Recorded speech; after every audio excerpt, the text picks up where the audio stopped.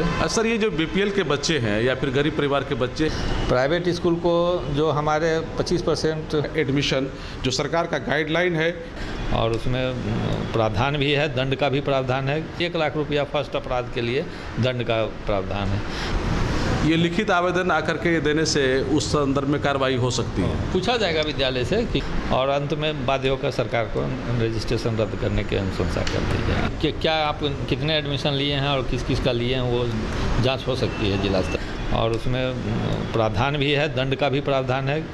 Sir, अगर शिकायत की ऐसी बात आती है तो फिर विभाग किस तरह से कार्रवाई यदि कोई किसी गार्जियन को कहीं दिक्कत हो रही होगी या 25% कोटा पर एडमिशन नहीं लिया जा रहा है कि किसी स्कूल में अगर पेरेंट्स जाते हैं कि पता करने के लिए, तो कोई बोलने के लिए तैयार ही नहीं होता है। स्कूल में नामांकन का समय है और प्राइवेट स्कूलों में खासतौर से काफ़ी मनमानी करने की शिकायत मिल रही है। ख़ासतौर से वैसे लोग जो बीपीएल परिवार के हैं, गरीब परिवार के हैं, वंचित परिवार के हैं, वैसे लोगों का एडमिशन जो सरकार का गाइडलाइन है कि मुफ्त में लेना है 25% बच्चों का, वो नहीं हो पा रहा है। कई जगह से ऐसी शिकायतें हैं, लेकिन नहीं होने के बावजूद भी वे लोग जो पीड़ित लोग हैं जिनकी शिकायत नहीं सुनी जा रही है, वो कहाँ शिकायत कर सकते हैं, इसकी जानकारी भी लोगों को नहीं है। तो इसी संदर्भ पे बात करने के लिए आज हम मौजूद हैं। पूर्णिया के शिक्षा विभाग के आरडीडी साहब हैं हमारे साथ, चंद्रशेखर प्रसाद शर्मा सर। सर, सबसे पहले दर्शकों के बीच आपका स्वागत है। धन्यवाद। सर, आपसे जानना चाह रहे हैं कि जो प्राइवेट स्कूल है वो सरकार का क्या क्या गाइडलाइन है जिसके तहत वो चल रहा है? देखिए, आरटी रूल में स्पष्ट प्रावधान है कि जितनी भी नर्सरी कक्षा में नामांकन के लिए सीट उपलब्ध है विद्यालय के पास, उसके 25% सीट पर गरीब एवं अभिवंचित वर्ग के बच्चों का नामांकन उनको लेना है। तो वो अपना आवेदन वहाँ देंगे। यदि विद्यालय किसी इनकार करता है या नकार करता है तो वो अभी गार्जियन उनके जो हैं वो संबंधित जिला के जिला शिक्षा पदाधिकारी के यहाँ कंप्लेन कर सकते हैं या डीएम के यहाँ कंप्लेन कर सकते हैं। जिला स्तर पर एक इसके लिए मॉनिटरिंग के लिए कमेटी गठित है। प्राइवेट स्कूल को जो हमारे 25% बच्चे नामांकित होंगे गरीब अभिवंचित वर्ग के, उसके लिए सरकार द्वारा वार्षिक अनुदान भी दिया जाता है बच्चों के संख्या के हिसाब से। तो इस तरह की अभी तक हमको तो कोई शिकायत नहीं मिली है। यदि कोई किसी गार्जियन को कहीं दिक्कत हो रही होगी या 25% कोटा पर एडमिशन नहीं लिया जा रहा है तो वो शिकायत जिला स्तर पर कर सकते हैं, हमको भी सूचना दे सकते हैं, यहाँ से कार्रवाई भी। सर, क्या आपको ये जानकारी है कि स्कूल एडमिशन ले रहे हैं वैसे बच्चों का? बिल्कुल ले रहे हैं और सरकार से अनुदान भी प्राप्त कर रहे हैं। एडमिशन तो जहाँ भी क्लेम करते हैं कि मैंने 25% बच्चे का एडमिशन इतने बच्चे का लिया है, तो सरकार से जब अनुदान आती है तो उनको उतना पैसा भी दिया जाता है। तो एडमिशन तो ले रहे हैं, अभी तक किसी तरह की शिकायत की बात नहीं आई है। सर, अगर शिकायत की ऐसी बात आती है तो फिर विभाग किस तरह से कार्रवाई उस पर? नहीं, उसमें डीओ साहब की अध्यक्षता में डीएम साहब भी हैं, अध्यक्ष डीओ साहब हैं, डीपीओ एसएसए उसके सदस्य सचिव हैं, वो कार्रवाई उस पर करेंगे। तो वैसी स्थिति में सर ये प्रॉब्लम ये होता है कि किसी स्कूल में अगर पेरेंट्स जाते हैं कि पता करने के लिए, तो कोई बोलने के लिए तैयार ही नहीं होता है। तो उनको ये नहीं समझ में आता है क्या कि वो हमारी बात को मानने के लिए तैयार हैं या फिर डिनाई कर गए, तो वो शिकायत करें या क्या करें, क्योंकि कोई काउंटर भी नहीं है कि हाँ यहाँ गरीब बच्चों के से इंक्वायरी के लिए कुछ किया जा सकता है, बातचीत की जा सकती है। नहीं, इस तरह का तो कोई रिस्पॉन्स नहीं देते हैं या एडमिशन के संबंध में नहीं बताते हैं, तो वो यहाँ के नोडल पदाधिकारी डीपीओ एसएसए हैं जिला स्तर पर, डीपीओ समग्र शिक्षा अभियान, उनको वो फ़ोन पर भी सूचित कर सकते हैं और लिखित आवेदन भी दे सकते हैं। ये लिखित आवेदन आकर के देने से उस संदर्भ में कार्रवाई हो सकती है। पूछा जाएगा विद्यालय से कि क्या आप कितने एडमिशन लिए हैं और किस किस का लिए हैं, वो जांच हो सकती है जिला स्तर से। सर, ये जो बीपीएल के बच्चे हैं या फिर गरीब परिवार के बच्चे हैं, ये इसका कोटा कैसे निर्धारित होगा कि हाँ आप गरीब के हैं कि अमीर के हैं, मिडिल क्या है? वो तो एक्ट में है गरीब एवं अधिवंचित बच्चे, तो वो इनकम टैक्स, इनकम वार्षिक आय क्या है परिवार का, वो अपना एक सर्वे करेंगे, विद्यालय के स्तर से ही होगा।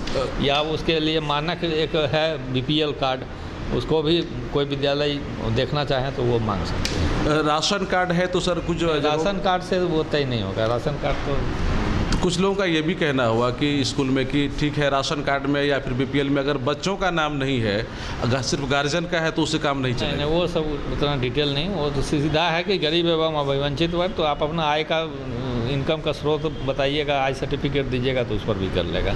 तो वो जो काउंटर सर खोल के नहीं रखा है जानकारी देने के लिए, या फिर किन से मिले, कौन संपर्क करे, वो तो विद्यालय को प्रबंधन करना। यदि इस तरह का मैं बोल रहा हूँ कोई शिकायत किसी विद्यालय विशेष का है तो वो यहाँ लिखित रूप में दें, उसका निदान किया जाएगा। उसका सर निदान भविष्य में किया सकता है। सर आप लोग को जो इधर बैठक हुई डीएम साहब से और जो प्राइवेट स्कूल के, वो बैठक हुई थी, शुल्क निर्धारण समिति एक प्रमंडल स्तर पर कमिश्नर साहब की अध्यक्षता में गठित है। उस शुल्क निर्धारण समिति में शुल्क विनियमन अधिनियम है 2019, उसमें प्रावधान है कि कोई भी विद्यालय अपने पिछले सत्र से 7% से अधिक की शुल्क वृद्धि नहीं कर सकते हैं बिना समिति के अनुमोदन के। तो उसी की समीक्षा बैठक हुई थी, उस पर सब विद्यालय को भी निर्देशित किया गया है और सबका शुल्क का विवरण भी मंगाया गया था, जिसमें कि पाया गया कि कुछ विद्यालय मनमाने तरीके से 7% से ज़्यादा शुल्क वृद्धि कर दिए हैं। तो उनको निर्देश हुआ है कि उनसे स्थिति स्पष्ट करने का निर्देश दिया जाए और उसमें प्रावधान भी है, दंड का भी प्रावधान है समिति को। तो वो यदि पाया जाएगा कि अवैध रूप से बढ़ाया गया है, अनुचित तरीके से बढ़ाया गया, तो उस पर कार्रवाई की जाएगी। सर ये बुक वगैरह की जो बातें हैं वो स्कूल में ही देना, उसको बढ़ा करके लेना, इस तरह की शिकायत? सब शुल्क निर्धारण समिति में भी यह है कि किसी को आप प्रेस नहीं कर सकते हैं कि फलाने की बुक सेलर से ही लीजिए, फलाना ड्रेस उस दुकान से ही लीजिए, इस तरह से आप किसी को प्रेस नहीं कर सकते हैं। जो वो ड्रेस जो है सर वो क्या प्रतिवर्ष चेंज करने का चीज़ है? नहीं, ऐसा कुछ नहीं है, उस प्रावधान में इस तरह का नहीं है, वो स्कूल के अथी में है। लेकिन वो किसी को प्रेस नहीं कर सकते हैं कि आप ये ड्रेस इतना रुपया में यहीं से खरीदिए, ये उनको विशेषाधिकार नहीं है। जो सिलेबस होता है सर उसका बुक प्रतिवर्ष चेंज कर दिया जाता है, तो ये क्या भी तो माना यदि सीबीएसई का एफिलिएशन मिला हुआ तो सीबीएसई की जो सिलेबस है उसी के अनुसार पढ़ाई होगी, उसको भी चेंज नहीं हुआ अपने मन से कर सकते हैं। तो वो बुक प्रतिवर्ष चेंज करने की चीज़ नहीं है। लेकिन चेंज तो सर किया जाता है? नहीं, इसका भी कोई संज्ञान यहाँ नहीं है। अभी तक शिकायत वगैरह ऐसा कुछ नहीं आया? अगर शिकायत सर लिखित आता है तो कार्रवाई होगी, शुल्क निर्धारण समिति में इस पर भी विचार किया जाए। तो सर कार्रवाई में क्या वैसे स्कूल का रजिस्ट्रेशन वगैरह भी रद्द करने का तो लास्ट स्टेज है। पहले तो उस पर है कि यदि उल्लंघन करेगा उस प्रावधान का, विनियमन अधिनियम के प्रावधान का, तो 1 लाख रुपया फर्स्ट अपराध के लिए दंड का प्रावधान है। और फिर यदि उसका उल्लंघन करता है तो साइमल्टेनियसली 2 लाख 3 लाख ऐसे बढ़ेगा और अंत में बाध्य होकर सरकार को रजिस्ट्रेशन रद्द करने की अनुशंसा कर दी जाएगी। तो लास्ट में ये वहाँ तक बातें पहुँच सकती हैं। तो निश्चित रूप में आप सर यहाँ के पब्लिक से कुछ अपील करना चाहेंगे? नहीं, यदि कहीं दिक्कत है उनको अपने बच्चों की पढ़ाई के संदर्भ में, तो हमारा कार्यालय हमेशा उसके लिए तत्पर रहेगा कि उनको हर एंगल से मदद दिया जाए। अच्छा सर, यही जानना चाह रहे जो कुछ स्कूल है उसका जो क्या कैपेसिटी है उसकी भी तो जानकारी आपके पास होगी कि हाँ? नहीं, वो तो अपना क्षमता के अनुसार उसी अनुसार उनको सीबीएसई एफिलिएशन देता है, उससे हमारे कार्यालय को वो क्षमता ऑलरेडी वो डिक्लेयर करते हैं। वो सीबीएसई उसका इंक्वायरी करता है, उसकी टीम आकर के तब ही उसको उतने क्षमता का एफिलिएशन देता है। उसमें राज्य सरकार का कोई उससे ज़्यादा वो नहीं ले सकता है, वो सीबीएसई डिसाइड करता है, उसमें हम लोग का कोई रोल नहीं। सर ऐसी भी कोई व्यवस्था है या कि अगर कोई है तो शिकायत फ़ोन पे भी किया सकता है? ऐसा नहीं, ऐसा ऑफिस आकर ही करना पड़ेगा? आप लिखित कंप्लेन कर दीजिए, फ़ोन से सूचित कर दीजिए, लेकिन लिखित तो कोई चीज़ आगे प्रोसीडिंग करने के लिए चाहिए ही लिखित एविडेंस या फिर आवेदन चाहिए। बिल्कुल। तो निश्चित रूप से सर आप लोग ये करेंगे और जिनको शिकायत होती है तो अपना प्रॉब्लम यहाँ कर शेयर कर सकते हैं। बिल्कुल सर, थैंक यू सर, आपने बहुत अच्छी जानकारी दी है।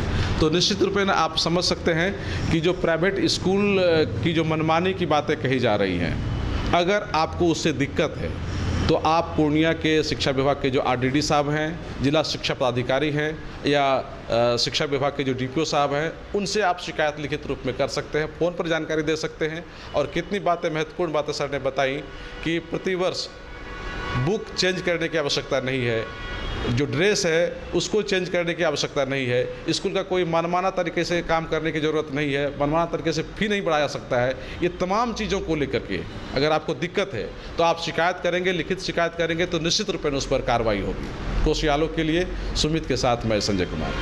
फर्नीचर और इलेक्ट्रॉनिक्स का संसार, आपका अपना आर बाजार। इस त्योहार करें सभी खरीदारी आकर्षक मूल्य पर। आज ही हमारे शोरूम पधार कर हमें आपकी सेवा का मौका दें। आर बाजार NH 31 bypass road Purnia Bihar. Contact number 8408035551 एवं अंग्रेजी ढाला कशाबे बेगूसराय बिहार। कॉन्टैक्ट नंबर 9693131066 और वार्ड नंबर 21 नियर भिरखी पुला मधेपुरा बिहार। Contact number 8400803553।